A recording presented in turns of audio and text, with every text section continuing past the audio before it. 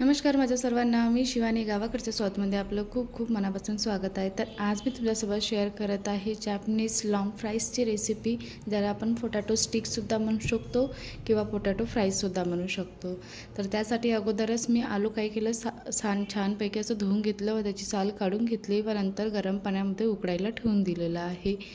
उकडून झाल्यानंतर छानपैकी त्याला थंड करून घ्यायचं आणि नंतर थंड झाल्यावर असं तुम्ही मॅशरने मॅश करू शकता किंवा असं ग्रेटरने ग्रेट करून घ्यायचं।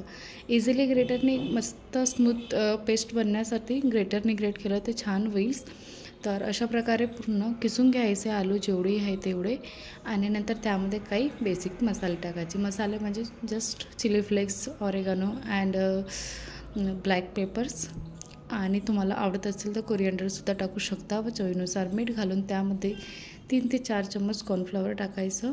जेवढं तुमच्याकडे पोटॅटो असेल ना मॅश केलेले त्या हिशोबाने त्यामध्ये कॉर्नफ्लॉवर टाकायचं। कमीत कमी 3 चम्मचच्या जवळपास टाकलं होतं मी आणि नंतर याचा सॉफ्ट असा डो तयार करून घ्यायचा।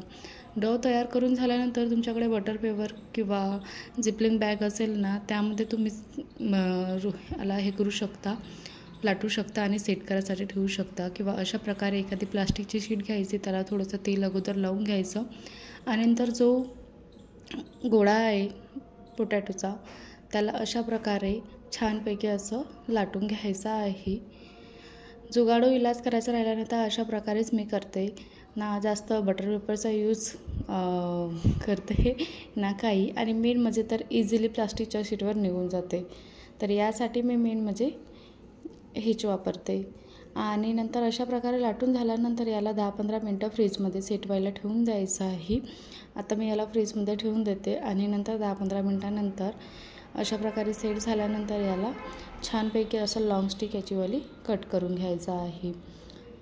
कट करून झाल्यानंतर मीडियम टू हाय फ्लेमवर गरम केलेल्या तेलामध्ये याला छानपैकी असं क्रिस्पी ब्राउनिश कलर येईपर्यंत आपल्याला फ्राय करून घ्यायचा आहे। खूप मस्त वाटतात खायला आणि मेन म्हणजे तर लो फ्लेमवर नाही करायचं, मीडियम टू हाय फ्लेमवर केलं ना तर मस्त क्रंची होतात। तर यासाठी छानपैकी याला कडकडीत तेलामध्ये असं फ्राय करून घ्यायचं, पण खूप जास्त जळेपर्यंत नाही करायचं। थोडासा कलर चेंज होईल, रेडिश ब्राउनिश कलर येईल इथपर्यंतच आपल्याला फ्राय करून घ्यायचं आहे आणि अशा प्रकारे मी बाकीचे पण फ्राय करून घेत आहे।